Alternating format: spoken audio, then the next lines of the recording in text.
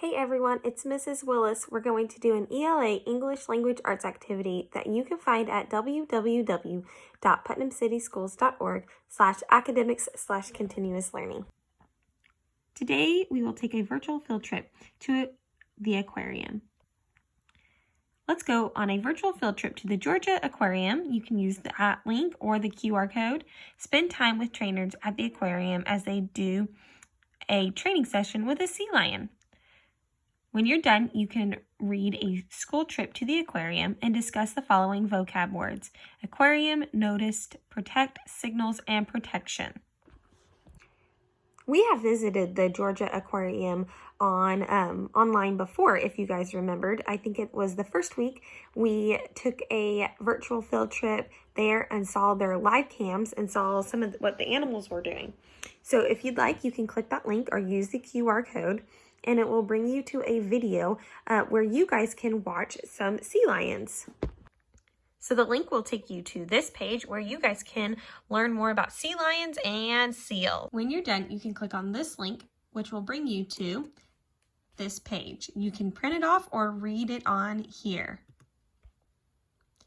A School Trip to the Aquarium by Gabrielle Sierra. Erica was very excited. Today, her teacher, Miss Lane, was taking the entire class on a field trip to the aquarium. Erica had been to the zoo and with her family, but she had never been to the aquarium. On the bus ride to the aquarium, Erica and her best friend Samantha talked about what they wanted to see most. "I want to see the penguins," said Samantha. "I want to see the fish," said Erica. When they got to the aquarium, Miss Lane lined the class up. "We have to stay together," Miss Lane said. "This way no one will get lost."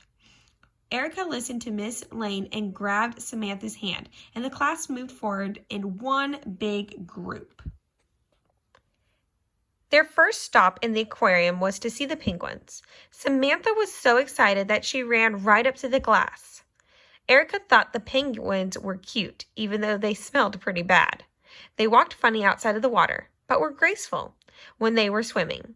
As the class watched the penguins move around the rocks, Erica noticed that some of them walked together.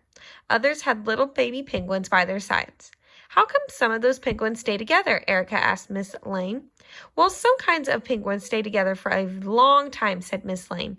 "They keep each other warm and they protect their babies. King penguins live in colonies with hundreds of other penguins."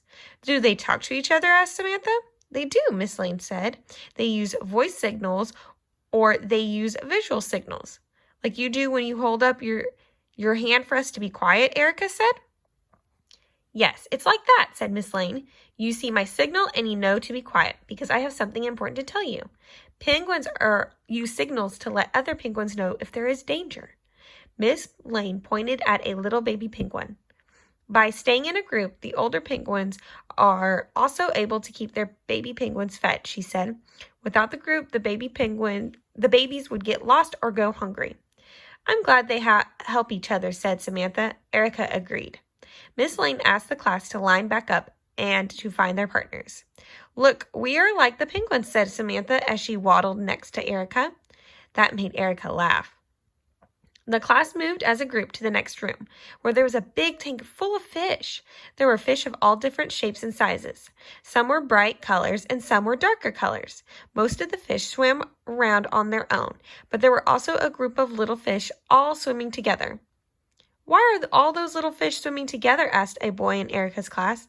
"Sometimes fish swim in groups for protection," said Miss Lane. "What kind of protection?" Erica. "Well, since they are small, if they were on their own, other fish could eat them," said Miss Lane. "But when they all swim together, they look like a bigger fish." The class looked into the tank at the group of little fish. Miss Lane was right. When they all swam together, they look a lot like a big fish.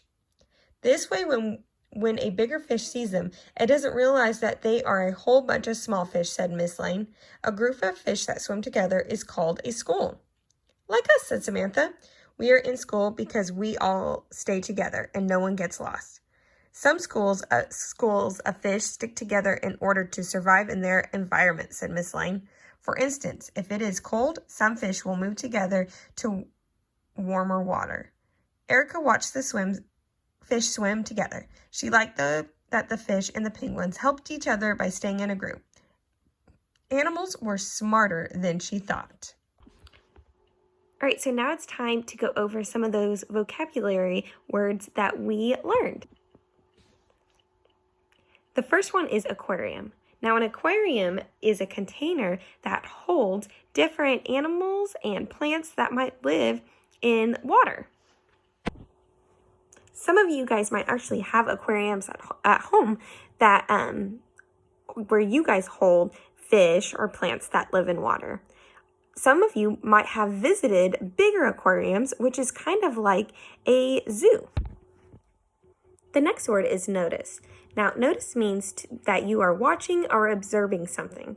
So if you guys visited a zoo or an aquarium in real life, or if you guys visited one online and you guys were watching what was happening there or on the screen, you are noticing what's going on. The next two vocab words I'm going to go over are protect and protection. To protect something means to keep it from getting hurt or from having any harm done to it. And if we are providing protection for someone, we are making sure that they are staying safe. We learned in the video that fish and penguins stick together so they can protect one another from other different animals. They can protect each other from cold weather and all sorts of different things. They can protect each other by providing food for one another. So they stick together for protection. The next word that we're going to go over, and the last one, is signal. A signal means a gesture, action, or sound that will give information to someone. We learned in the story that penguins give out signals using their fins or their voices when they need to tell other penguins something. Thank you guys for joining me today. I hope you guys learned a lot about the aquarium and different animals, and I hope you have a fabulous day.